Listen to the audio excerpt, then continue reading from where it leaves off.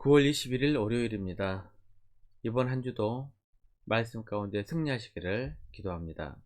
출애굽기 40장 성막봉헌식과 출애굽기를 마치며 라는 주제로 말씀을 나누겠습니다. 먼저 기도로 시작하신 후 성경을 1에서 3 읽기 바랍니다. 꾸준한 영성 훈련은 당신의 인생을 변화시킵니다. 말씀 다 읽으셨습니까? 첫 번째, 성막봉헌식 2절입니다. 너는 첫째 달 초하루에 성막 곧 회막을 세우고 이스라엘 백성들이 출애굽한 지 1년, 시내산에 도착한 지 10개월째 되는 날에 성막 봉헌식을 드리게 됩니다. 하나님께서는 이날에 성막을 봉헌하도록 말씀하셨습니다. 왜 정확히 출애굽한 후 1년 뒤인 둘째 해 1월 1일에 성막 봉헌을 하게 하셨을까요? 새해 첫날은 세상 어느 나라를 막론하고 새로운 시작을 의미합니다. 지난 10개월간 시내산에서 거주하면서 금송아지 우상을 만들고 죄악된 과거를 회개하며 새롭게 시작하자는 의미였을 것 같습니다. 고린도후서 5장 17절입니다. 그런즉 누구든지 그리스도 안에 있으면 새로운 피조물이라. 이전 것은 지나갔으니 보라 새 것이 되었도다. 우리도 2020년 새해를 맞이하면서 송구 영신 예배를 드렸습니다. 많은 사람들이 해돋이를 본다고 동해로 갔을 때 우리는 하나님 앞에 나와 한 해를 되돌아보고 새로운 한 해를 맞이하며 새로운 결단을 했습니다. 비록 그 결단이 뜻대로 되지 않을 때도 많지만 과거의 나의 모습에 연연하기보다는 과거의 잘못된 점을 고쳐나가고 미래의 내 모습이 하나님 앞에 인정받고 크게 쓰임받기를 기도합니다. 16절입니다. 모세가 그같이 행하되 곧 여호와께서 자기에게 명령하신 대로 다 행하였더라. 성막 봉헌식을 준비하면서 여호와께서 모세에게 명령하신 대로 다 행하였다는 말이 총 8번 나옵니다. 성막을 만드는데 인간의 생각이나 의지가 전혀 개입되지 않고 여호와의 명령에 순종했다는 말입니다. 왜냐하면 성전의 중심은 하나님이시기 때문입니다. 성경의 이스라엘 민족들이 하나님과 관계가 회복되었을 때에는 하나님의 말씀에 순종하였던 모습들이 보입니다.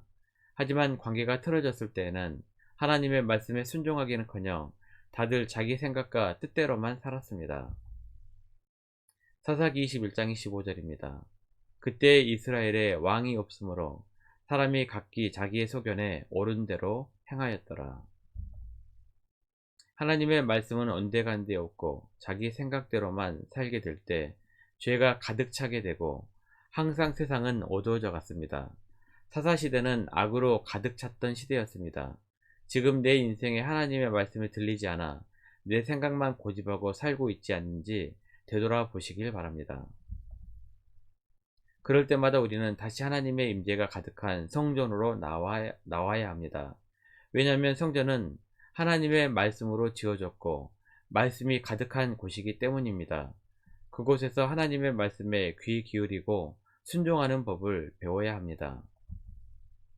성막 봉헌식을 준비하게 하시면서 하나님께서는 철저하게 모세의 생각을 내려놓게 하셨습니다. 모세는 하나님의 말씀대로 순종했습니다.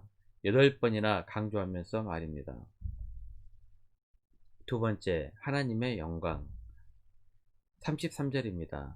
그는 또 성막과 제단 주위 뜰에 포장을 치고 뜰 문에 휘장을 다니라. 모세가 이같이 역사를 마치니.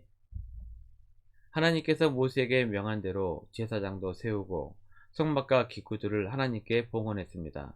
그러자 하나님의 임재가 성막에 임하셨습니다. 34절입니다. 구름이 해막에 덮이고 여호와의 영광이 성막에 충만하매. 구름은 종종 하나님의 임재를 표현합니다. 성막이 완공되고 봉헌을 하자 하나님께서 눈에 보이는 구름 가운데 임하시고 하나님의 영광이 가득하게 되었습니다.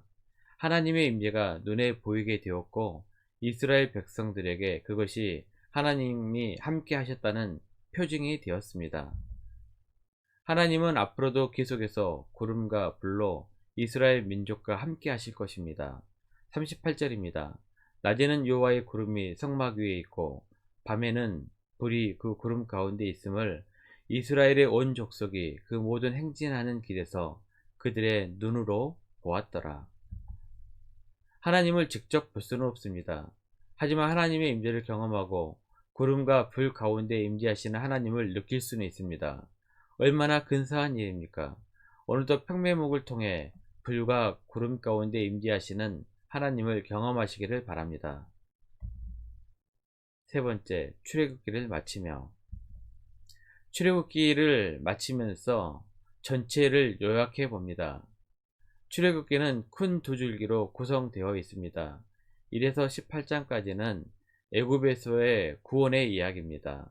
아브라함, 이삭, 야곱과 맺은 언약을 이루시기 위해 애굽의 노예였던 백성을 이끌어내셨고 광야를 방랑하는 동안 그들을 지키셨으며 그들이 약속의 땅에 들어갈 수 있도록 준비하셨습니다. 19장에서 40장은 시내산에서 하나님의 계시의 이야기입니다.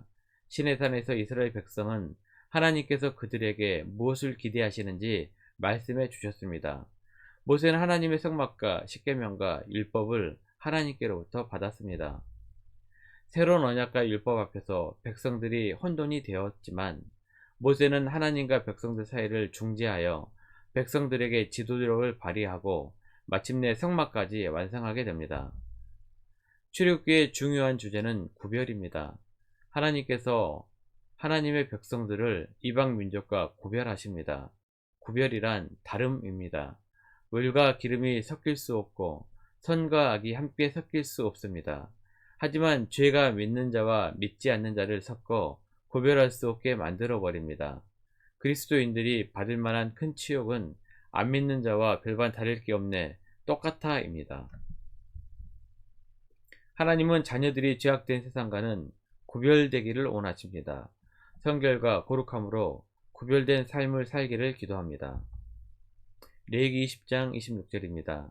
너희는 나에게 거룩할지어다. 이는 나 여호와가 거룩하고 내가 또 너희를 나의 소유로 삼으려고 너희를 만민 중에서 구별하였음이니라. 그러면 하나님께서는 왜 자녀들에게 거룩을 요구하셨을까요? 하나님께서는 거룩한 자녀들과만 연합하기 때문입니다.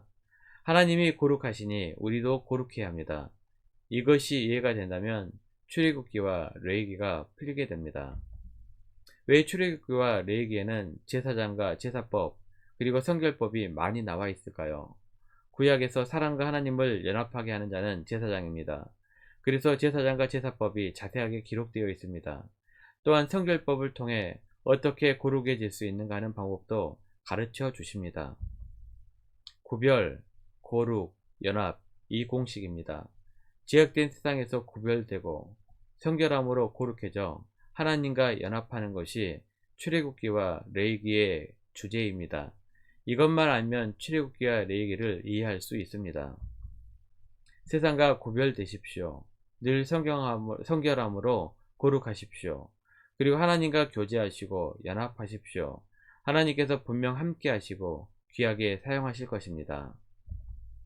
말씀 요약합니다. 1번 성막의 핵심은 하나님 명령대로입니다. 우리는 내 생각대로 내 마음대로가 아니라 하나님 말씀대로 순종하는 법을 배워야 합니다. 그러면 하나님께서 그 길을 평탄케 하실 것입니다. 2번 하나님의 임재를 늘 경험하며 살기를 바랍니다. 세상과 구별되고 거룩해져서 하나님과 연합하는 삶을 사십시오. 하나님께서 인도하시고 함께 하실 것입니다. 1년 성경 일독 주간 기획입니다. 오늘은 월요일 호세아 4장부터 6장까지 말씀을 천천히 묵상하시기를 바랍니다. 9월 중보 기도 제목입니다. 5가지 제목을 놓고 하나님과 교제 시간 갖기 바랍니다. 가정에서 기도하시기 힘드신 분들은 주중 기도의 시간을 이용하시면 됩니다. 새벽 6시부터 밤 10시까지입니다. 하루 30분씩 최선을 다하시기 바랍니다. 그러면 여러분의 삶이 변화될 것입니다. 영상을 다 보신 분들은 확인 문자를 보내시거나 유튜브에 댓글로 달아주시면 정기적인 영성 훈련에 도움이 될 것입니다. 오늘 하루도 승리하시기를 기도합니다.